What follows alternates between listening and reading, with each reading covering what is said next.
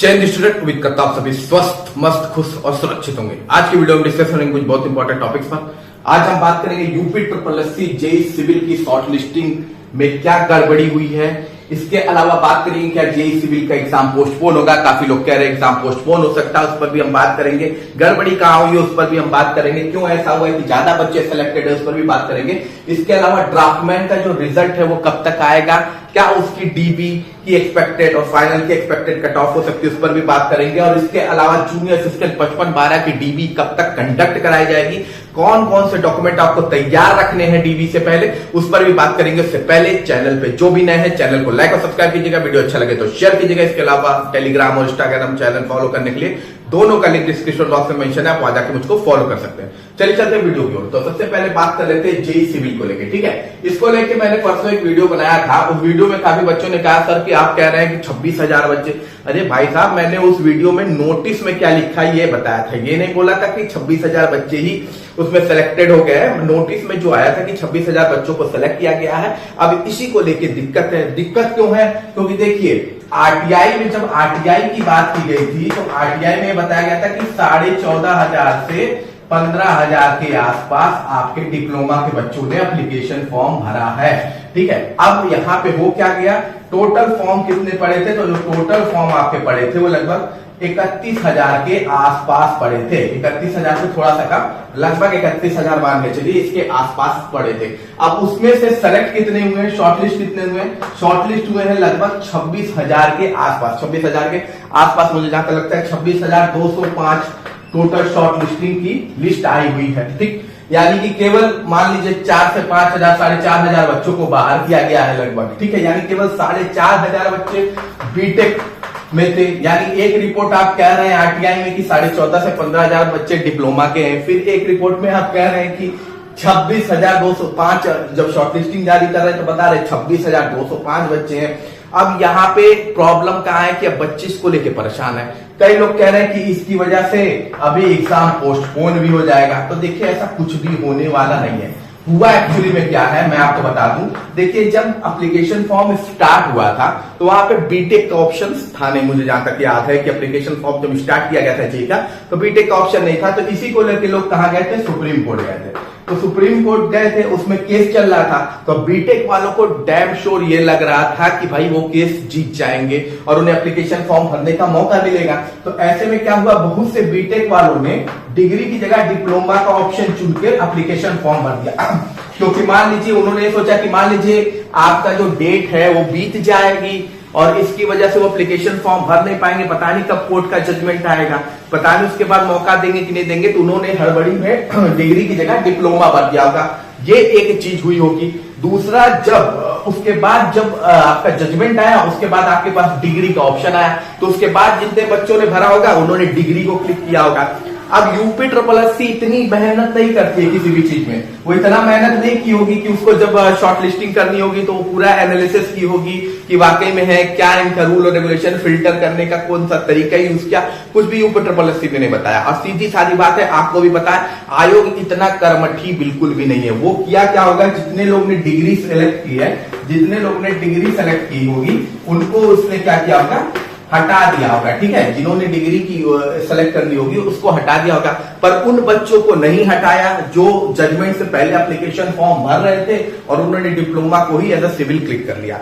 अब यहाँ पे हो क्या सकता है, देखिए अभी कुछ बच्चे कह रहे हैं कि हम कल जाएंगे, मतलब आज आयोग पहुंचेंगे। आज तो शनिवार है, पता नहीं या मंडे तक जब भी हो बच्चे आयोग पहुंचेंगे, कुछ बच्चे कह रहे हैं। लेकिन अब आप देखिए आपको क्या करना है। सबसे पहली बात, किसी अफवाह में ये नहीं आना है कि इसकी वजह से आपका एग्जाम पोस्टपोन होने वाला है। आपका एग्जाम तय समय पे होगा, ठीक है।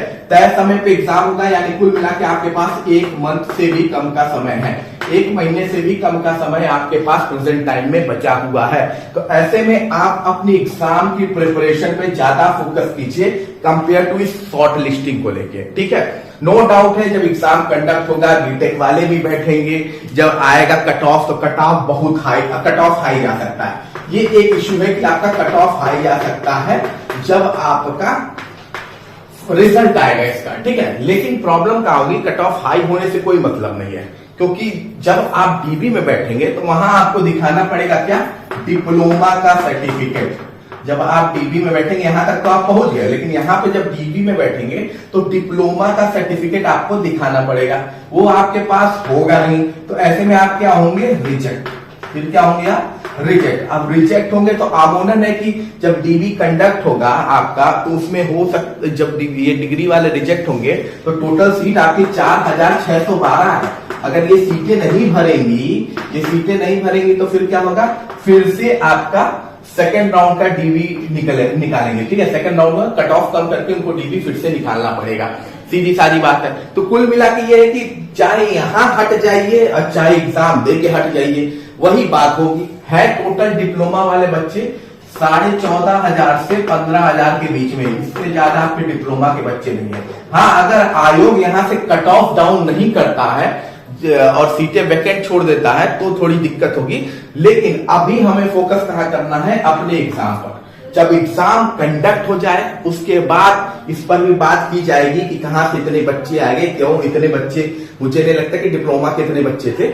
अभी आप बिल्कुल भी डिस्टर्ब मत होइए इसको लेके, क्योंकि आपका फोकस होना चाहिए इस तरफ। एक मंथ में मैंने आपको बोला है कि जब डीबी होगी तो वहां पे भी ऑटोमेटिकली ये लोग बाहर होंगे, ऑटोमेटिकली होंगे, कट ऑफ और कम होगी, कट ऑफ अपने आप कम हो जाएगी, क्योंकि जब बच्चे नहीं मिलेंगे तो भाई उनको नई कट ऑफ फिर से जारी करनी पड़ेगी। तो ऐसे में यहां वो बाहर होंगे, लेकिन अभी से इसके लिए आप 5 बार आयोग दौड़ेंगे और उसमें होगा क्या कि जो आपका 1 महीने का जो मोस्ट इंपॉर्टेंट समय है रिवीजन का, प्रैक्टिस पेपर लगाने का, वो मिस हो जाएगा। और जहां लय बिगड़ जाती है ना, फिर लय में लाना बड़ा कठिन होता है। और लास्ट समय में जितनी पढ़ाई आप लोग कवर करते हैं, जितना तेज ब्रेन लास्ट समय में काम करता है उतना स्टार्टिंग में करता नहीं है। लास्ट समय में जितनी ज्यादा रिवीजन होती है उतनी चीजें आपको परमानेंट याद रहती हैं और उतना अच्छा लय आपका बना होता है और एग्जाम आप अच्छा कर पाते हैं, ठीक है।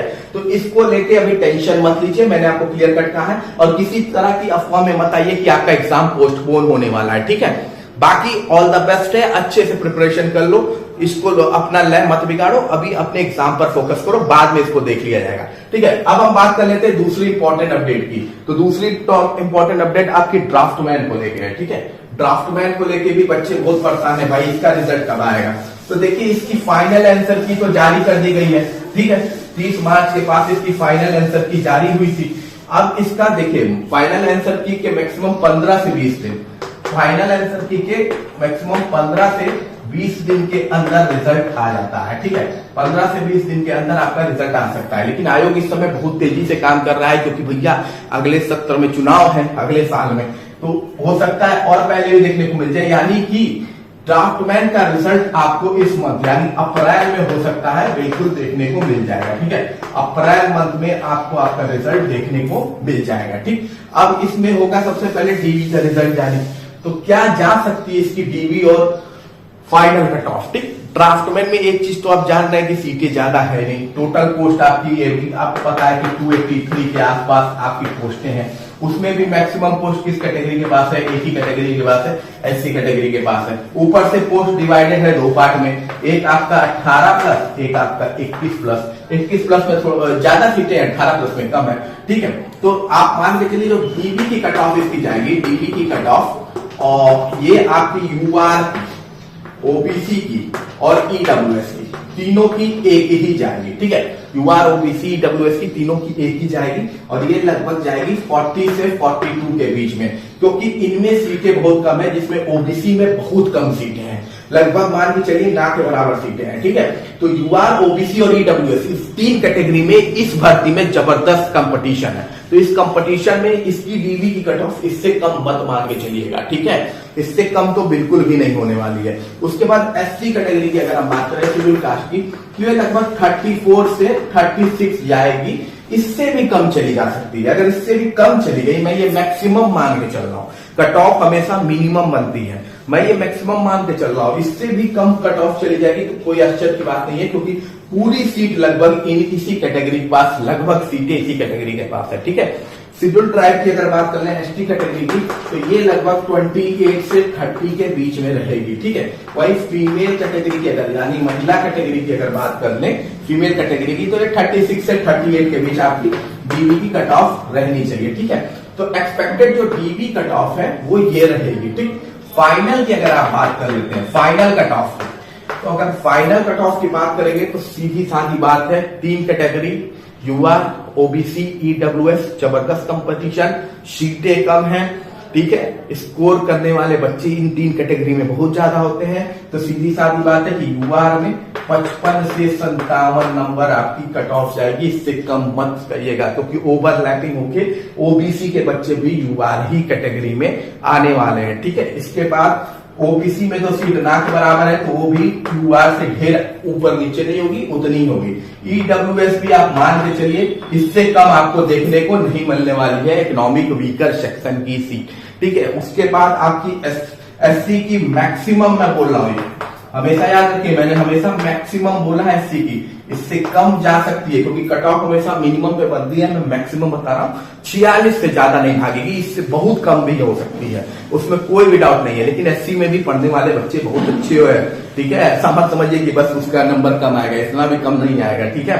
तो नो डाउट है ये मैक्सिमम है, इससे कम भी जाएगी तो इसमें कोई शक की बात बिल्कुल भी नहीं है, ठीक है। अगर आप एसटी कैटेगरी की बात करें तो 38 से 40 के बीच में जा सकती है इसकी फाइनल कट ऑफ, और लास्ट एंड लिस्ट आपका फीमेल कैटेगरी की कट ऑफ 46 से 48 जा सकती है। तो ये आपकी फाइनल कट ऑफ हो जाएगी किस कैटेगरी की, ड्राफ्टमैन की। और रिजल्ट अप्रैल मंथ में जल्दी आपको देखने को मिलने वाला है, और डीबी भी उम्मीद है कि अगर इसकी भी डीबी ऑनलाइन है तो जून के आसपास होगी, मई के पास या जून के, क्योंकि जूनियर असिस्टेंट 55-12 की जो डीबी है वो मेरे ख्याल से मई मंथ में आपकी कंडक्ट होने वाली है, ठीक है। तो जो जूनियर असिस्टेंट 55-12 की डीबी है वो मई मंथ में आपको देखने को मिल जाएगी, ठीक। क्योंकि अभी होगी, अभी चल रही है आपकी एजीटीए की डीबी, इसके बाद 7 अप्रैल तक या 6 अप्रैल तक एजीटीए है, उसके बाद आपका बीपीओ है। बीपीओ में बच्चे कम हैं तो अप्रैल मंथ में इजीली हो जाएगा, महीना भर नहीं खींचेगा। उम्मीद है कि April last starting week of मई से आपकी डीबी स्टार्ट हो जाएगी 55-12 वालों की, भाई साहब। अब इसमें है क्या कि आप लोग को अपना डॉक्यूमेंट तैयार रखना है। ये मान के चलिए मुश्किल से आपके पास 1 महीना बचा है, उस 1 महीने में आपको अपना डॉक्यूमेंट तैयार करके रख लेना है, अगर आपके पास जरूरी डॉक्यूमेंट नहीं है। अब कौन कौन से डॉक्यूमेंट की जरूरत पड़ेगी अपलोड करने के लिए? पहला आपका जो डॉक्यूमेंट है वो 10th, ठीक, 10th की जो मार्कशीट होती है, 10th की मार्कशीट और डिग्री, ये दोनों की जरूरत आपको पड़ेगी, ठीक है। क्यों? क्योंकि यही से आपका एज प्रूफ देखा जाता है, ठीक है। 10th की मार्कशीट और डिग्री, अगर इसमें सिली सा भी स्पेलिंग मिस्टेक है तो चलेगा, बस ये फोकस करिएगा रोल नंबर में या सीरियल नंबर में कोई भी मिसप्रिंट ना हो। नाम में है तो चलेगा, रोल नंबर सीरियल नंबर में मिसप्रिंट नहीं होनी चाहिए। दूसरा आपका 12th का मार्कशीट और डिग्री, ठीक, 12th की भी मार्कशीट डिग्री सेम चीज, इसमें भी फोकस करना है। छोटा एरर कौन सा है? अगर नाम वाम में एरर है तो उसमें कोई मतलब नहीं होता है, उसे मान लिया जाता है, लेकिन roll number, serial number, certificate number में गड़बड़ी नहीं होनी चाहिए। तीसरा है आपका डिग्री होना चाहिए या बैचलर, अगर इस भर्ती में जरूरत है तो इसमें नहीं है, 12th ही है तो केवल 12th होना चाहिए, ठीक है। चौथी इंपॉर्टेंट चीज है आपका कास्ट सर्टिफिकेट, ठीक है, कास्ट सर्टिफिकेट, ठीक है। यहीं पर सबसे ज्यादा बच्चों का क्वेश्चन रहता है। पहला क्वेश्चन कि अगर कास्ट सर्टिफिकेट पुराना है तो भी चल जाएगा, नया बनवा सकते हैं तो बनवा लीजिए, पुराना भी है तो भी चल जाएगा। कास्ट सर्टिफिकेट 2-3 साल पुराना है तब भी आपका वैलिड मान लिया जाएगा, लेकिन वो किसका वैलिड माना जाएगा? ओबीसी कैटेगरी का और एससी कैटेगरी का और एसटी कैटेगरी का, ठीक। ओबीसी एससी एसटी कैटेगरी का माना जाएगा, ईडब्ल्यूएस का नहीं माना जाएगा। ईडब्ल्यूएस का जो सर्टिफिकेट है वो उसी साल का होना चाहिए जिस साल ये भर्ती आई हुई थी, और इस भर्ती की लास्ट डेट से पहले का होना चाहिए, ठीक। तो ईडब्ल्यूएस सर्टिफिकेट मैंने बता दिया, सबसे ज्यादा रिजेक्ट बच्चे उस सर्टिफिकेट में होते हैं। अब ये भी मैं बता देता हूं, अगर आपका कास्ट सर्टिफिकेट इनवैलिड हो जाता है तो आपको डीबी से बाहर नहीं किया जाता, आपको यूआर कैटेगरी में भेज दिया जाता है, आपका रोल नंबर अनरिजर्व कैटेगरी में आएगा, ठीक। ये भी बता दें ईडब्ल्यूएस का कब का होना चाहिए। अब एक क्वेश्चन इसमें फीमेल का भी आता है कि फीमेल की शादी हो गई है, आखिर उनका कौन सा कास्ट सर्टिफिकेट लगेगा? तो हमेशा फादर साइड का कास्ट सर्टिफिकेट फीमेल का लगेगा, चाहे आपका शादी हो गया है, शादी नहीं है तो फादर ही गया है, शादी हो गया है तो आपका फादर साइड का लगेगा, हस्बैंड साइड का कास्ट सर्टिफिकेट इनवैलिड माना जाएगा, ये जान लीजिए। अब 5वां है आपका क्वेश्चन डोमिसाइल को लेकर। डोमिसाइल को लेकर भी बच्चों का बहुत क्वेश्चन रहता है, तो ये डोमिसाइल अगर आपका पुराना है तो भी वैलिड माना जाएगा, और आपका नया है तो भी वैलिड माना जाएगा। अगर आप बनवाना चाहते हैं तो बनवा लीजिए, अभी आपके पास समय है। पुराना भी है तब भी आपका डोमिसाइल चल जाएगा, ठीक है। वो डोमिसाइल जरूरत होगी केवल ओबीसी, एससी, एसटी, ईडब्ल्यूएस और फीमेल को। केवल क्या मतलब, जिसको जरूरत नहीं होगी वो है यूआर बॉयज, जो अनरिजर्व कैटेगरी में बॉयज आते हैं उनको डोमिसाइल सर्टिफिकेट की जरूरत बिल्कुल भी नहीं होगी, ठीक है। छठा आपका इंपॉर्टेंट है नॉन ऑब्जेक्शन सर्टिफिकेट, एनओसी को लेके। तो एनओसी केवल वही लोग अपलोड करेंगे या उन्हीं के पास होनी चाहिए जो गवर्नमेंट एम्प्लॉय है, ठीक है। गवर्नमेंट एम्प्लॉय के पास होनी चाहिए। गवर्नमेंट एम्प्लॉय प्राइवेट में है तो एनओसी की जरूरत नहीं है, ठीक है। और जॉब कर नहीं रहे तो एनओसी की बिल्कुल भी जरूरत नहीं है, ठीक। तो ये केवल गवर्नमेंट एम्प्लॉय के पास होना चाहिए। उसके बाद आपके पास अगला डॉक्यूमेंट आपका आधार, ठीक है। गवर्नमेंट आइडेंटिटी, स्पेशली आधार गवर्नमेंट आइडेंटिटी होता है, आधार हो गया, ठीक है। आठवां आपका फोटो, वहां पे बोलेगा तो फोटो अपलोड कर दीजिएगा।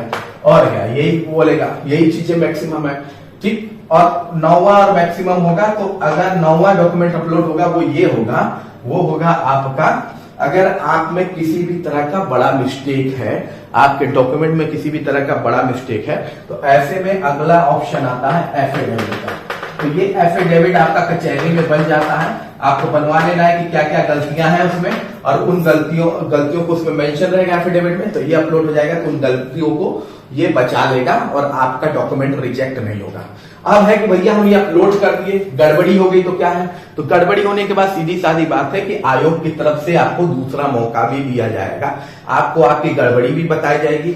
हो सकता है आपको बोल दिया जाए कि लखनऊ आके अपना वो डॉक्यूमेंट सबमिट कर दीजिए, या हो सकता है पोर्टल को फिर से ओपन करके कहा जाए वहां पर आप अपलोड कर लीजिए, ये गलती है इसको सही करके आप अपलोड कर लीजिए, ठीक है। तो ये परेशान नहीं होना है कि अगर हमारी जो डीबी है उसमें गलती हो गई है और अब डीबी का डेट कंप्लीट हो गया है, अब हमारा क्या होगा, तो एक मौका और आपको मिलेगा। इतनी चीजें आप अपनी तैयार कर लीजिए। पुलिस वेरिफिकेशन आप नहीं करते हैं, वो आयोग करता है और वो अपना कर लेगा।